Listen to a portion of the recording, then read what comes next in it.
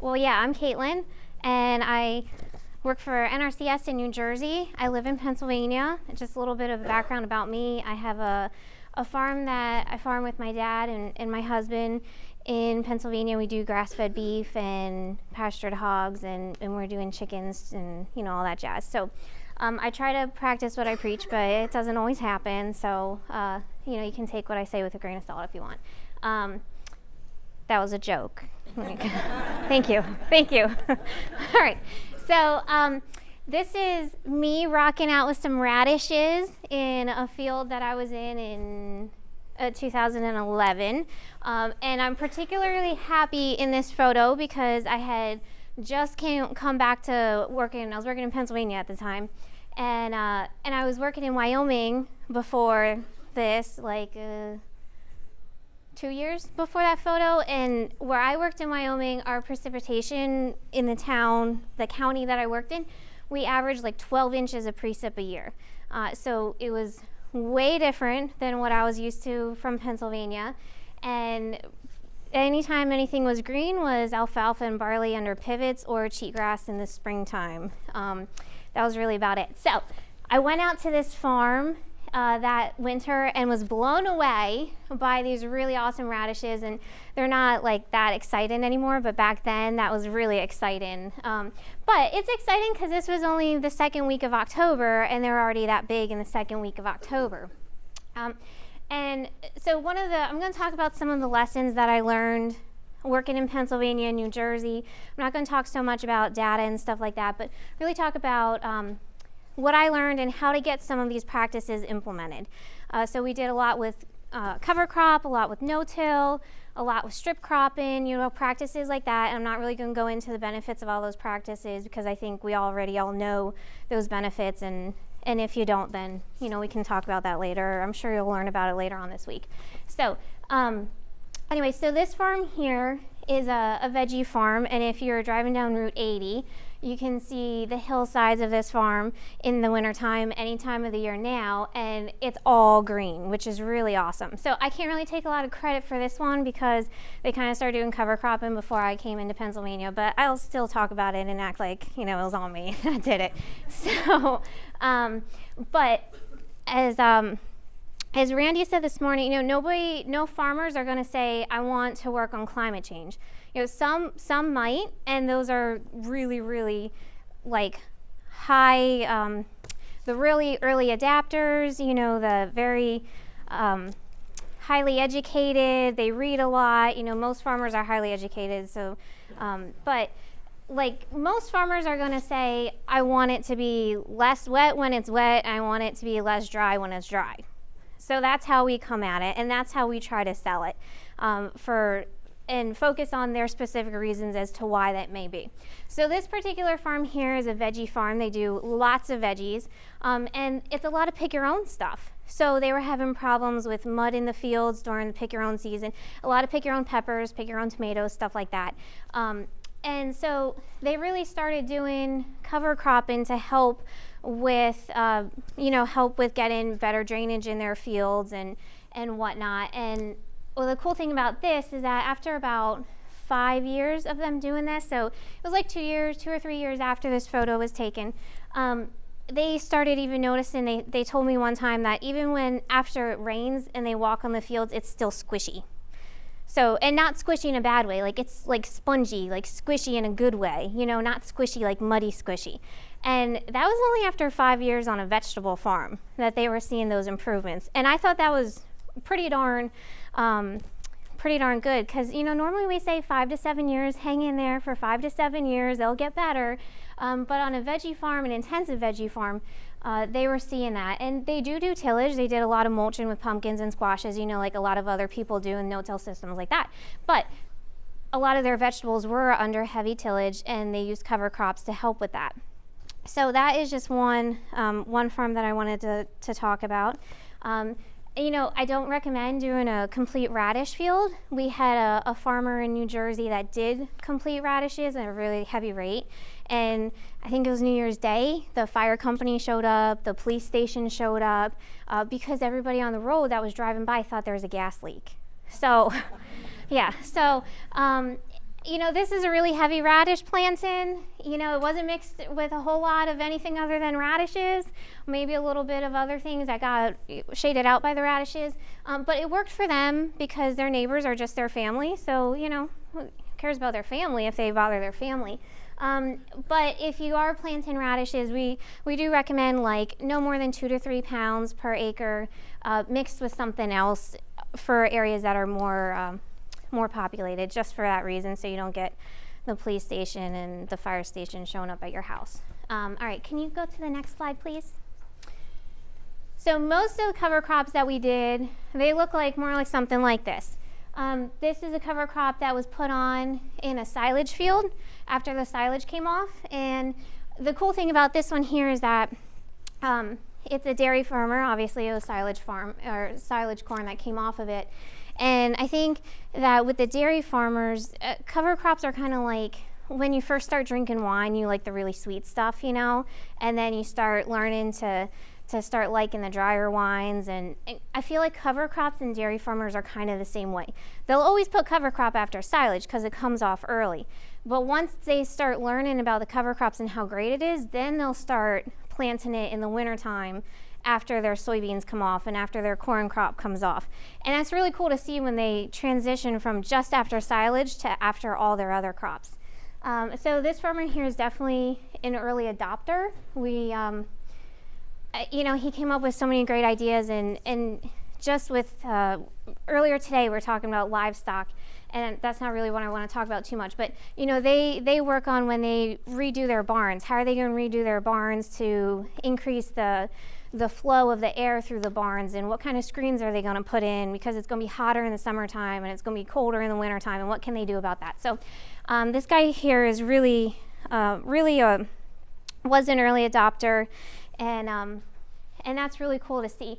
And something about that is if you can find those early adopters, every community has a, you know, however many groups of different farmers, but they'll all hang out. So I was thinking about this the other night. I think in the county that I worked in, there's about maybe like 15 different core groups of farmers. And if you can get in with the one farmer that you know you can change, then you can start changing the other farmers. It's a little bit manipulative, but it works.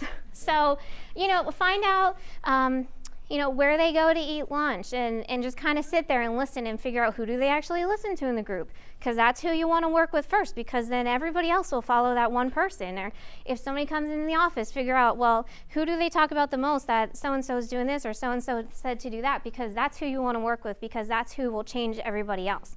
Once you can turn one of those farmers, then they will turn their friends for you. So just a little tip about that. All right. Can you go to the next slide, please? Thank you. All right. So we did a soil health initiative in New Jersey where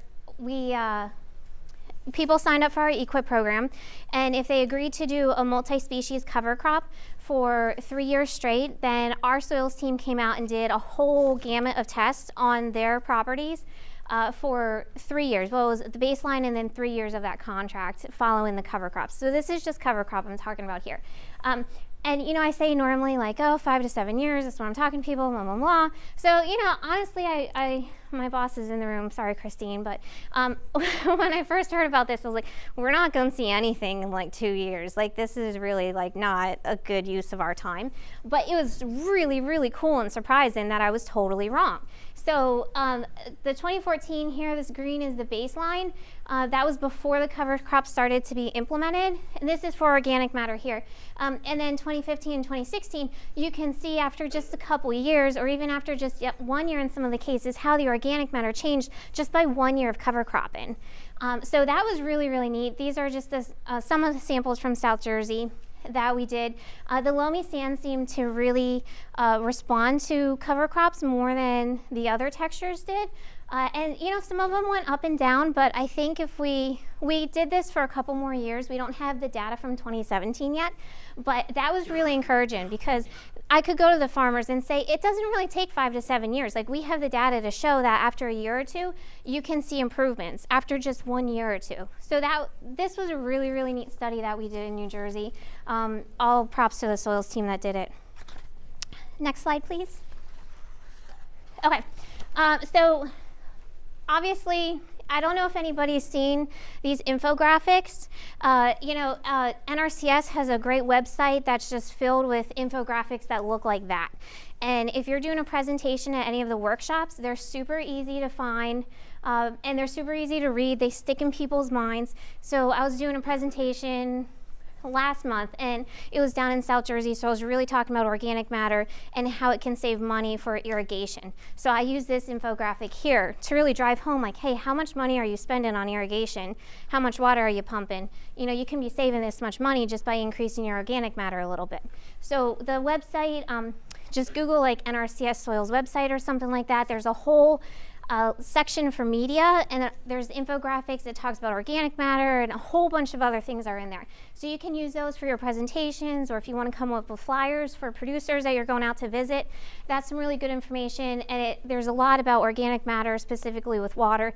I use that a lot to convince folks that irrigate that, you know, these practices are indeed good because it saves them money. So next slide, please. All right. This is more testing that we did. This was bulk density, because you know, one of the things, well, the things that we hear the most is that they want it to be wetter in the dry times and drier in the wet times. So again, some really surprising results after just a year or two that we saw really neat improvements in the sites that we had tested for the bulk density in just 2 years that we were doing the cover cropping, which I thought was really neat. All right, next slide, please. Okay, another resource I use all the time, SARE. I'm sure everybody's heard of SARE. They have great charts and graphs. You know, they have infographics too. Charts like this I use a lot in my presentations. I really like this chart here. It's from the Building Better Soils book because it brings in the issue of erosion into soil health and everything like that, which we talk about organic matter, and we talk about infiltration, and we talk about bulk density, but I really feel like sometimes we don't talk about just simple old erosion. You know, all those things help with erosion, but sometimes we forget about the erosion and we forget about the gullies in the fields. Okay, so I like to show that one sometimes. Okay, next slide, please. I got a lot to say in 5 minutes. All right, here's just another graphic that I like to use a lot, and to show, infiltration, runoff, how all these things, all these BMPs can help and be more effective. There is one example I would like to talk about just for a couple of seconds though. I was out at a site and I did a plan for this fella, and he picked up a new field and he converted it to all no-till. I was like, okay, great, that's an easy plan, you know, I don't have to worry about that one. So then the next year the request to do the plan came across my desk again under a different producer this time.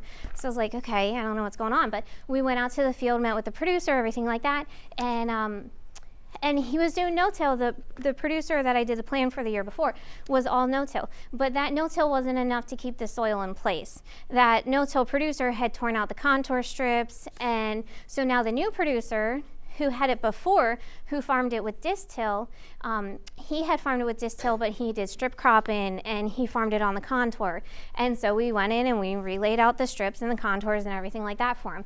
So I really caution people, you know, no-till's great. I love no-till, but there is a lot of issues with no-till, and I think it's really specific to the site. And there are times when you can use disc tillage in conjunction with a lot of other BMPs that we have and still get the same results as no-till. Is the soil going to be as healthy as it would if it was a no-till with strip cropping and contouring? Probably not, but in that case the farmer actually got kicked off the land because he was no-tilling and it was eroding, and the other guy got it back. So just a quick example to be careful when planting no-till fields. And that was only like a 6% slope, but it was a silt loam, and so there's a lot working against that one. All right, next slide, please. All right, so I had gone out, this one farmer, he signed up with a contract, and it was his first year doing no-till. And you know, that's always really stressful the first year somebody's doing no-till. You don't know how it's going to turn out. So we had gone out to the farm, and he said, yeah, this isn't coming up real good. And his farm, his neighbor's farm, and there wasn't like a tree line. Normally there's a tree line between the field. There really wasn't a tree line between these fields. So this photo on the left here is actually a stock photo. It's just for purposes, but the photo on the right is the real photo. So when it first came up, it looked really bad. I'm not gonna lie, I was a little bit nervous how it was gonna come up. But I told him, I said, you know, I think you should just hang on to it, like don't worry about it. In the summertime, I think it's gonna be better. And that, sure enough, that's what happened. In the summertime, it was really droughty that year, and it was really hot that year, and his neighbor's corn really spiked up, and his corn was, I mean, it looked great. You know, and that was just after 1 year of no-till and 1 year of cover cropping. But from that point on, he remembered that comparison, and he didn't really worry about his perceived poor look and stand in the beginning of the season. So that was a really cool lesson there. Next slide, please. All right, I always talk about wind erosion because we're in New Jersey and we do have wind erosion. But you know, the drier it is, I think we're going to keep seeing more wind erosion, especially if we don't have our soils covered. And there is a certain tolerance that plants can have to wind erosion without the plants being damaged. So this is a chart here from the agronomy manual, and I use this a lot. I show it to a lot of our producers. I show it to a lot of our field people to show how little amount of wind erosion that plants and high dollar crops can actually handle without being damaged. So this could damage them just by getting wind blasted, but more importantly, if you have wind erosion going on, it can be, if the wind blasting doesn't kill the seedlings, it can open it up for other diseases to come into that plant. It weakens the plant enough that other diseases can take over it. And that's really important in New Jersey for us, just because of our sandy soils in South Jersey and the wind erosion that we have and the high dollar crops that we have. Next slide, please. Okay. All right, so this is the overall, like they talk about your soil health. Can you go to the next slide, please? All right, so this is like the 14 points of soil health. A lot of these can be combined because they really are almost saying the same thing. I really don't like people talking about cover crops. I think the cover crops really need to be looked at as part of the crop rotation, as part of a crop. So that dairy farmer that I was talking about in the very beginning, you know, he actually thinks of his cover crop as a crop. He plants short season varieties because he wants more room for his cover crop, because he thinks his cover crop is just as important as a crop. So when we talk about plant green, plant your actual crop into your cover crop, interseed your cover crop into your actual crop, however you want to think about it. But I really think that we need to start getting producers to think more about their cover crops being an actual crop rather than a cover crop. That's not something I haven't cracked that too much yet, but I'm working on it. I think people are slowly getting there and they're starting to see the benefits of it. It's just taken a little while, and to convince somebody that they should be treating that crop the same and maybe take a little bit of hits from their cash crop to get that cover crop going, it does take a certain type of person to take that risk in the beginning, but once they do it, they see the benefits of it. And then they'll continue to do it, and then they'll be an advocate for it. Am I done? 1 minute? Okay. All right. So just one other lesson that I want to talk about is a really hard to learn lesson for me when we talk about no-till. I think, like I said, I think it's totally great. But I was working with this one farmer, and I just got him signed up for all these acres of no-till and cover crop, and I was feeling like totally great about myself because I'm like, oh, this is awesome. Like, he has all this really land that came out of crep and everything. It should have stayed in there, but he was farming it, you know, up and down the hill. And so we got some stuff changed around, and we got him to implement these great practices. Well, he had really, really poor stands, and I didn't really think of why, because I was just so focused on getting him signed up for this contract and so focused on he's got to do no-till and stuff like this. And he kept saying, oh, it's the sprayer, the guy coming in to spray, he's not spraying it on time, he's not spraying the right pesticides, he's not spraying the right this or that. It was always the sprayer's fault. So anyway, so finally I got him to agree to do nutrient management, and he went out and took a bunch of soil tests, and he called me, he said, hey, I got my soil tests back, can you like explain them to me? I was like, yeah, sure, send them to me, you know. That's what we're here for. So I started looking at him, and then I was like, oh no, because his pHs were like 5.5 Some of them were 4.2, 5.2. I mean, they were so low. So here I am, I just got this guy to sign up for continuous no-till, and I'm looking at a pH that's like 4.2, 5.2. It's going to totally bomb his crop and has been bombing his crop, you know? So how do you deal with that when you tell somebody, well, the best way to get your pH up is to incorporate your lime, but I just signed you up for a contract with the government and you can't do it for 3 years.